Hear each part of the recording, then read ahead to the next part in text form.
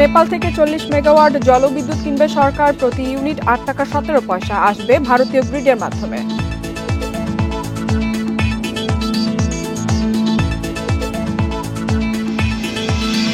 গত 10 মাসে অ-আর্থিক রাষ্ট্রায়ত্ত প্রতিষ্ঠানের নিট লোকসান 6,000 কোটি টাকা। নীতির দুর্বলতাকে দুষছেন বিশ্লেষকরা।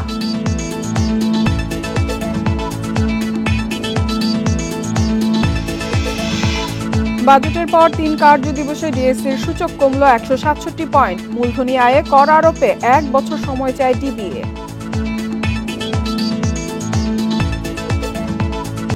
সবাইকে আমন্ত্রণ অর্থনীতি সারাদিনে আপনাদের সাথে আছি। তারা শুনছিলেন শিরোনাম, এবারে জানাবো বিস্তারিত।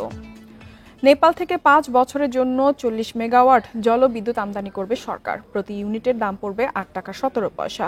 মঙ্গলবার ক্রয় সংক্রান্ত মন্ত্রিসভা কমিটির বৈঠকে এ প্রস্তাব অনুমোদন হয়। ভারতের গ্রিড ব্যবহার করে বাংলাদেশে আসবে এই বিদ্যুৎ। এজন্য দিতে হবে ট্রেডিং মার্জিন ও ট্রান্সমিশন খরচ। নেপালের জলবিদ্যুৎ ভারতীয় সঞ্চালন লাইন হয়ে কুষ্টিয়ার ভেড়ামেরা উপকেন্দ্র দিয়ে আমদানি করবে সরকার। এ বিষয়ে চুক্তি হয় নেপালের জাতীয় বিদ্যুৎ কর্তৃপক্ষ এবং বাংলাদেশ বিদ্যুৎ উন্নয়ন বোর্ডের মধ্যে। বিদ্যুতের প্রতি ইউনিটের দাম পড়বে 8 টাকা 17 পয়সা। 5 বছরে আমদানি ব্যয় হবে 650 কোটি টাকা।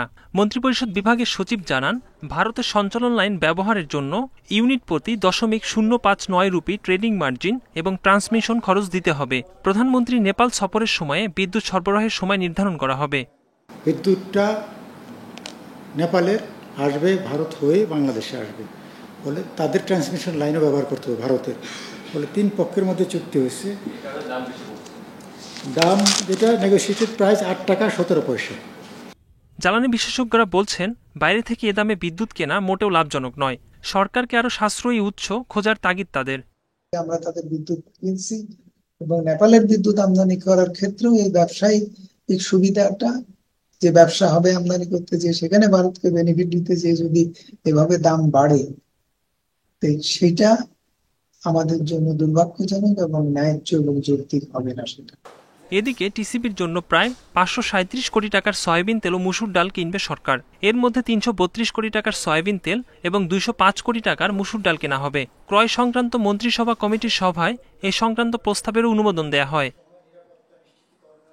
একরামুল ইসলাম, ইন্ডিপেন্ডেন্ট নিউজ, ঢাকা। অর্থবছরে 10 মাসে বেশিরভাগ রাষ্ট্রায়ত্ত প্রতিষ্ঠান মুনাফা করেছে। যদিও পিডিবি, টিসিবি, পল্লী বিদ্যুতের মতন 12 প্রতিষ্ঠানের কারণে এ সময় নিট লোকসান হয়েছে 6,000 কোটি টাকার বেশি।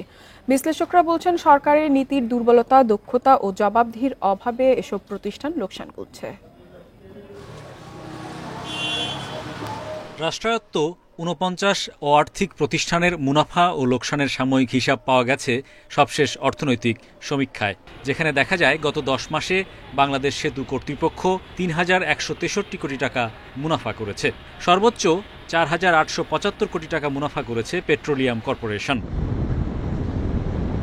চলতি অর্থবছর চট্টগ্রাম বন্দর কর্তৃপক্ষ আয় করেছে 1,881 কোটি টাকা।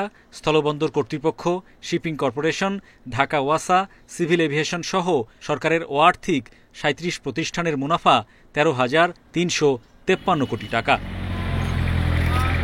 তবে বাংলাদেশ বিদ্যুৎ উন্নয়ন বোর্ড পিডিবি একাই লোকসান করেছে 6,118 কোটি। পল্লী বিদ্যুতায়ন বোর্ডের লোকসান 4,500 কোটি টাকা। বিশেষজ্ঞরা বলছেন, বিদ্যুতে ভুল নীতির কারণেই বড় লোকসান।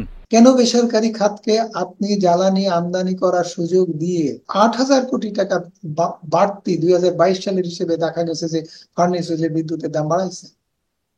আপনি কেন ফার্নেস অয়েল ভিত্তিক, পৃথিবীর কোথাও জ্বালানি তেল ভিত্তিক বিদ্যুৎ উৎপাদন বৃদ্ধি করে জ্বালানি উন্নয়ন করা হয় না, সেখানে আপনি সেটা কেন করতে গেলেন? এপ্রিল পর্যন্ত অর্থবছরের 10 মাসে বাংলাদেশ রাসায়নিক শিল্প কর্পোরেশন বিসিআইসি লোকসান গুনেছে 1,500 কোটির বেশি। আর টিসিবি ভোগ্যপণ্য বিক্রিতে 6,033 কোটি টাকা লোকসান করেছে।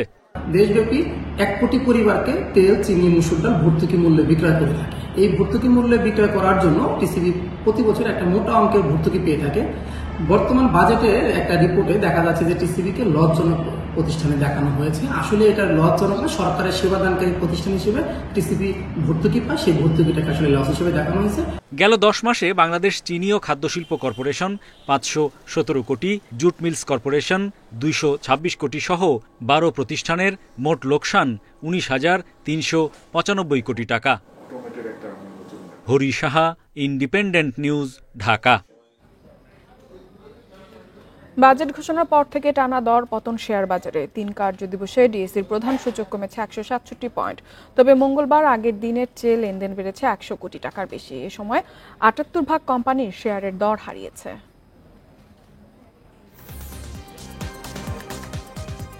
প্রস্তাবিত বাজেটের পর 9 জুন ছিল প্রথম কার্যদিবস। এদিন শেয়ার বাজারে লেনদেন শুরু হয় বেশিরভাগ প্রতিষ্ঠানের শেয়ার ও ইউনিটের দাম কমার মাধ্যমে। নেতিবাচক এই ধারা অব্যাহত আছে এখন পর্যন্ত। রোববার থেকে মঙ্গলবার 3 দিনে সূচক হারিয়েছে 167 পয়েন্ট। তবে ডিএসইতে আজ বেড়েছে লেনদেনের পরিমাণ। মোট লেনদেন হয়েছে 431 কোটি 64 লাখ টাকা। আগের দিনের চেয়ে লেনদেন বেড়েছে 112 কোটি টাকা। হাত বদলে অংশ নেওয়া 394টি কোম্পানি ও মিউচুয়াল ফান্ডের মধ্যে দর কমেছে 78 প্রতিষ্ঠানের।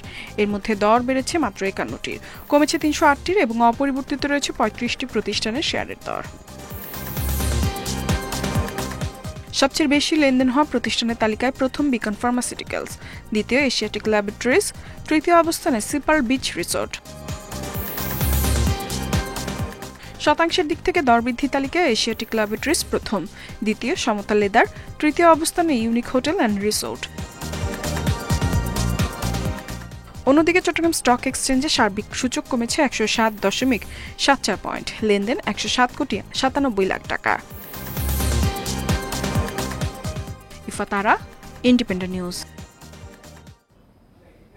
পুঁজিবাজারে বড় দরপতনের যৌক্তিক কারণ নেই, তবে স্বচ্ছতা ও জবাবদিহির অভাবে বিনিয়োগকারীরা আস্থা সংকটে রয়েছে। মঙ্গলবার মতিঝিলে বাজেটোত্তর সংবাদ সম্মেলনে ডিএসই ব্রোকার্স অ্যাসোসিয়েশন এসব কথা জানায়। এ সময় মূলধনী আয়ে করারোপে আরও 1 বছর সময় চায় সংগঠনটি।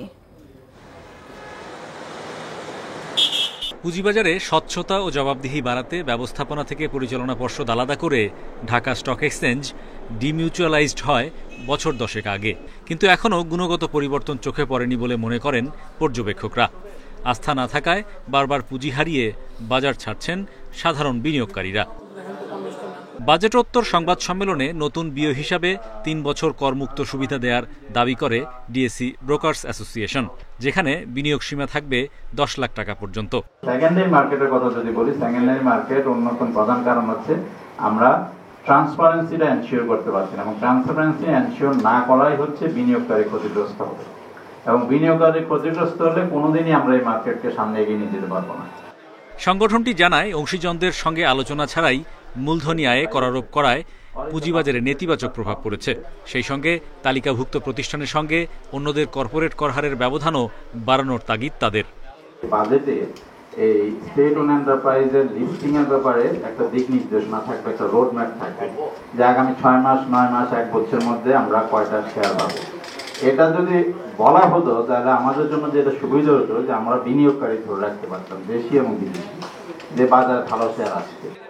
সংবাদ সম্মেলনে শেয়ার বেচাকেনায় কর হার অর্ধেক করা, কর্পোরেট আয়করকে ব্রোকারেজের জন্য চূড়ান্ত কর হিসেবে বিবেচনার দাবিও তুলে ধরা হয়।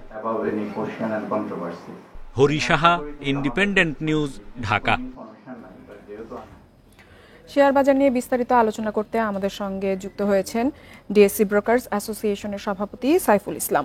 সাইফুল ইসলাম, আপনাকে স্বাগত জানাচ্ছি অর্থনীতি সারাদিনে। আপনার কাছে শুরুতেই জানতে চাইব, আজকে আপনারা সংবাদ সম্মেলন করেছেন, যেখানে কিন্তু আপনারা বলেছেন যে পুঁজিবাজারে যে দরপতন হচ্ছে এর কোনো যৌক্তিক কারণ নেই, কিন্তু আজও কিন্তু আমরা দেখেছি শেয়ার বাজারে বড় দরপতন হয়েছে, এবং যদি বাজেটের পর থেকে আমরা এখন পর্যন্ত সময়টাকে দেখি, এক্ষেত্রে 100 পয়েন্টেরও বেশি সূচক হারিয়েছে। এর কারণটা আসলে কি?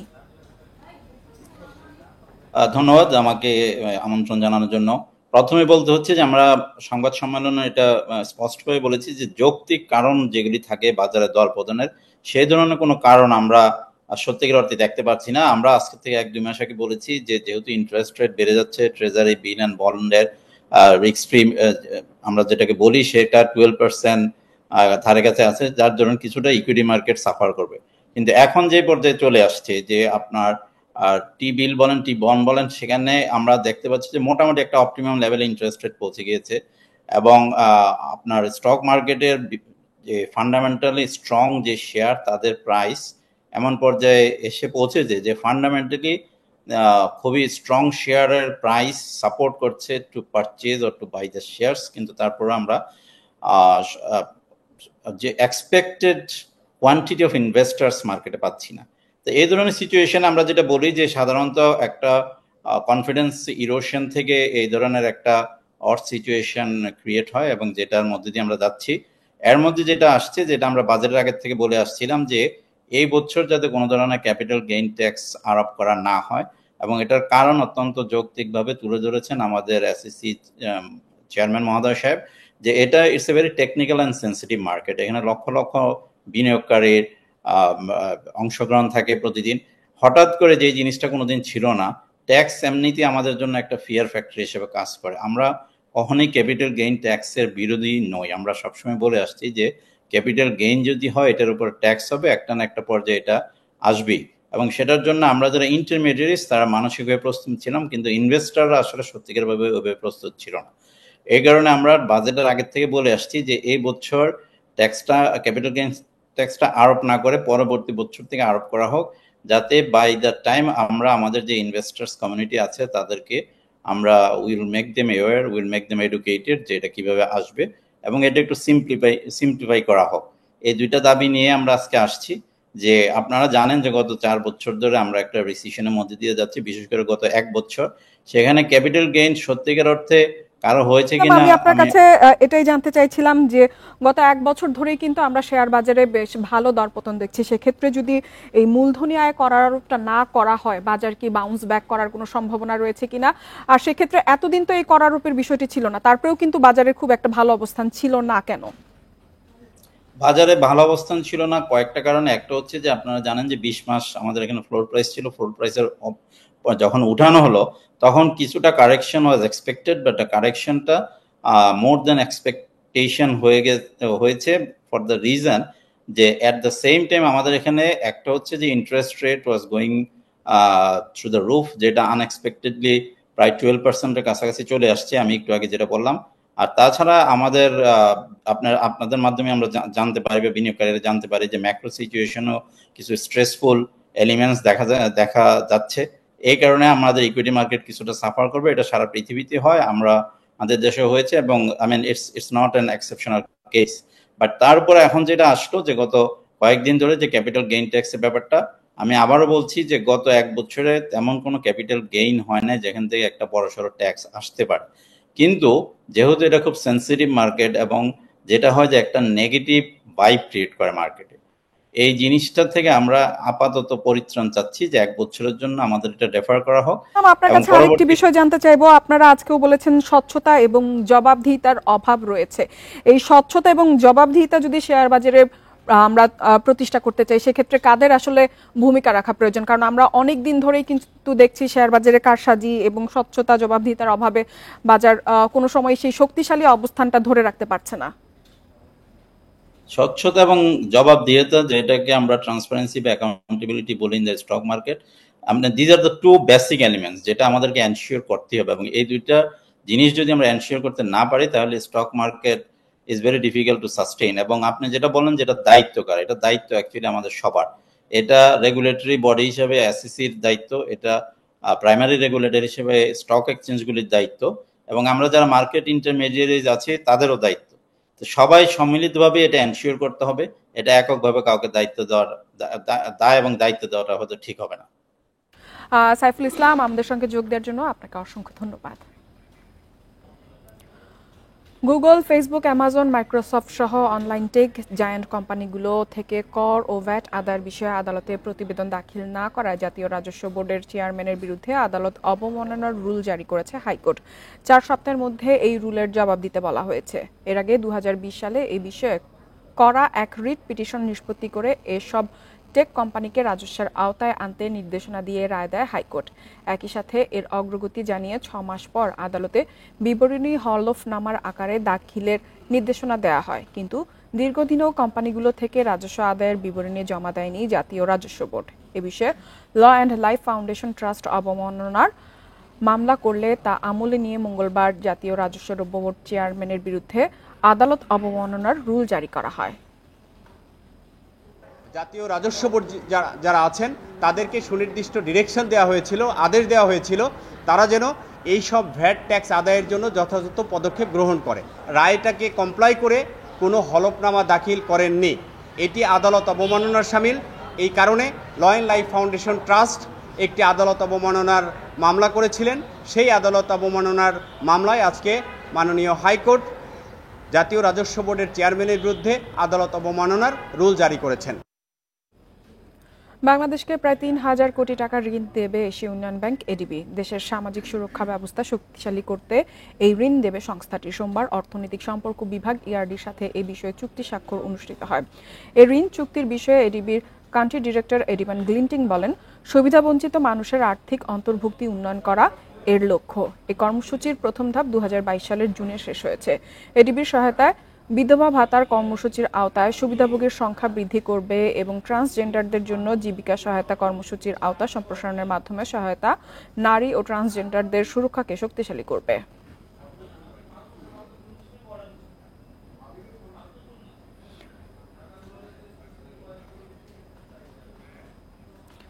কোরবানির ঈদকে সামনে রেখে প্রস্তুত নাটোরের চক বৈদ্যনাথ চামড়ার আড়ত। প্রতি বছর ট্যানারির চাহিদার ৩০ থেকে ৩৫% কাঁচা চামড়া সরবরাহ করা হয় এই আড়ত থেকে। এবারও প্রস্তুতি নিচ্ছেন ব্যবসায়ীরা। তবে ট্যানারি মালিকদের কাছে বিগত বছরের পাওনা পরিশোধের দাবি ব্যবসায়ীদের। দেশের দ্বিতীয় বৃহত্তম কাঁচা চামড়ার বাজার নাটোরের চক বৈদ্যনাথের আড়ত। কোরবানির ঈদকে সামনে রেখে ব্যবসা প্রতিষ্ঠান মেরামত ও পরিষ্কার পরিচ্ছন্নতার কাজ করছেন ব্যবসায়ীরা। শ্রমিকরা জানান, সারা বছর আড়তে কম চামড়া আসলেও কোরবানির সময় কয়েকগুণ বেশি চামড়া আসে। চামড়া যত তাড়াতাড়ি আমাদের আড়তে আসবে, আমরা তত তাড়াতাড়ি এই চামড়াকে প্রক্রিয়াজাত করতে পারবো। সারা বছর যে তুলনা কাজ হয় ওই তুলনার থেকে 3 গুণ বেশি কাজ হয় কুরবানিতে। লবণের দাম সহনীয় আছে জানিয়েছে আড়তদাররা। জানান, চামড়া সরবরাহ ঠিক থাকলে এবছর লাভ থাকবে। তবে রাজধানীর ট্যানারি মালিকরা এখনো তাদের পাওনা পরিশোধ করেননি। এবছর তাই নগদ টাকায় লেনদেন করতে চান। চামড়ার টাকা 2014, 15, 16 সালের টাকা এখনো আনোয়ার ট্যানারির কাছে পাবো। ওনার ট্যানারি ঠিকই চলে, আমাদেরকে টাকা দেয় না। আমরা নাটোরে যারা ব্যবসা করি চামড়ার ব্যবসা, আমরা গত 1 বছর খুব সুন্দরভাবে নগদেই প্রায় বেচাকেনা করছি। সামান্য কিছু বাকি লেনদেন আছে, যেটা লেনদেন আছে এটা আমরা সময়ের আগেই ইনশাল্লাহ পেয়ে যাব। এবছরও ব্যবসার পরিবেশ ঠিক রাখতে নানা উদ্যোগ নেওয়ার কথা জানিয়েছে জেলা প্রশাসক। এমনভাবে একটি ব্যবসায়িক পরিস্থিতি সৃষ্টি করব এবং ব্যবসায়িক পরিবেশ সৃষ্টি করব যে আমাদের এখানে কাঁচা চামড়াটি আশেপাশের জেলা থেকে এখানে আসে, ভালোভাবে সংরক্ষণ হয়, এটির মর্যাদা পায়। গত বছর এই আড়ত থেকে 1.5 লাখ পিস গরু ও 1 লাখ পিস ছাগলের চামড়া ট্যানারিতে পাঠানো হয়েছিল। Independent news. এবারের কোরবানির ঈদেও বিশালাকৃতির গরু নিয়ে আলোচনায় এসেছে অনেক খামারি। কালোমানিক, বাদশা খুররম, সম্রাট, টাইগার এমন নানা বাহারি নামে নিজেদের খামারের গরু পরিচয় করে দেয়া হচ্ছে। এ গরু দেখতে খামারে আসছেন অনেকে। তবে হাটে না গিয়ে বিশালদেহী গরু অনলাইনে ক্রেতাদের সামনে তুলে ধরায় জোর দিচ্ছেন খামারিরা। 10 ফুট লম্বা ও 6 ফুট উচ্চতার ফ্রিজিয়ান জাতের এই গরুর নাম টাইগার। কুষ্টিয়ার মিরপুর উপজেলার আটি গ্রামের প্রান্তিক খামারি বাদশাহ আলীর 38 মণ ওজনের এ গরু কোরবানির পশু হিসেবে এবার জেলার অন্যতম আকর্ষণ। 3 বছর ধরে গরুটি লালন পালন করছেন বাদশাহ আলী ও তার পরিবার। প্রতিদিন প্রায় 2000 টাকার খাবার খাওয়ানো হয় গরুটিকে। বিক্রির জন্য 20 লাখ টাকা দর হাঁকছেন খামারি। গরুটা খুবই ভালো, শান্তশিষ্ট, নিজের সন্তানের মতন মানুষ করছি। গরুটা ছেড়ে দেবো কিন্তু খুব কষ্ট লাগছে। 3 বছরে কিছু না হলেও 15-16 লাখ টাকা পর্যন্ত খরচ হয়েছে। হালুয়াঘাটের খামারি তোফায়েল আলমের লালু মাস্তান ও কালো মানিককে ঘিরে বেশ আলোচনা হচ্ছে ময়মনসিংহে। শাহিওয়াল জাতের 34 মণ ওজনের লালু মাস্তানের দাম হাঁকা হচ্ছে 12 লাখ টাকা, আর হলিস্টিয়ান ফ্রিজিয়ান জাতের 32 মণ ওজনের কালো মানিকের জন্য চাওয়া হচ্ছে 10 লাখ টাকা। আমার বড় ভাইয়ের গরু এই বৃহত্তর ময়মনসিংহের মধ্যে আমাদের মনে হয় সবচেয়ে বড় গরু হবে। 2টা গরু অনেকদিন যাবত উনি কষ্টের সাথে লালন পালন করতেছে। এটা আমি দেশীয় খাবার খাওয়াইছি, যেমন ঘাস, ভুট্টা, প্রাকৃতিক খাবারগুলো খাওয়াইছি, খুব যত্ন সহকারে পালছি। এই গরুগুলো তো সবাই নিতে পারবে না, একটা হলো 34 মন আর একটা হলো 32 মন। জয়পুরহাটের বাদশাহ খুররম, সম্রাট, সোনামিয়া আর লালপাহাড় নামে 4 ষাঁড় আছে আলোচনায়। এর মধ্যে লালপাহাড় নামের ষাঁড়টি গতবার কোরবানির হাটে তুললেও ভালো দাম না পাওয়ায় বিক্রি করেননি খামারি। ব্যাপারীরা আসে দাম দর করে বা বেচা বিক্রির কথা যখন শুনতে পায়, বুঝতে পায়, তখনই এই চোখ দিয়ে পানি পরে কান্দে। বিশাল দেহ প্রচণ্ড গরমের কারণে ষাঁড় 4টি বাজারে তোলা হবে না জানিয়ে খামারিরা বলছেন সামাজিক যোগাযোগ মাধ্যমে প্রচারণা চালিয়ে অনলাইনে বিক্রির চেষ্টা চলছে। রেশমি নন্দী, ইন্ডিপেন্ডেন্ট নিউজ। এবারে জানাবো বিশ্বের প্রধান মুদ্রার সাথে টাকার আজকের বিনিময় হার। যুক্তরাষ্ট্রের ডলারের দর অপরিবর্তিত, বিনিময় হচ্ছে 117 টাকা 95 পয়সায়। যুক্তরাজ্যে পাউন্ডের দর বেড়েছে, বিনিময় হচ্ছে 157 টাকা 75 পয়সায়। ইউরোর দরও বেড়েছে, বিনিময় হচ্ছে 133 টাকা 39 পয়সায়। ভারতীয় রুপির দর বেড়েছে, বিনিময় হচ্ছে 1 টাকা 45 পয়সায়। দর অপরিবর্তিত সৌদি রিয়ালের দর, বিনিময় হচ্ছে 31 টাকা 60 পয়সায়। অপরিবর্তিত আরব আমিরাতের দিরহামের দরও, বিনিময় হচ্ছে 32 টাকা 27 পয়সায়। কুয়েতি দিনারের দরও কমেছে, বিনিময় হচ্ছে 386 টাকা 45 পয়সায়। এছাড়া মালয়েশিয়ান রিঙ্গিতের দর কমেছে, বিনিময় হচ্ছে 25 টাকা 10 পয়সায়। আর এই ছিল অর্থনীতি সারাদিনের আজকের আয়োজনে। ইন্ডিপেন্ডেন্ট টেলিভিশনের সব খবর আরও জানতে চোখ রাখুন ফেসবুক, ইউটিউব এবং এক্সে। আমন্ত্রণ আমাদের পরবর্তী সংবাদে।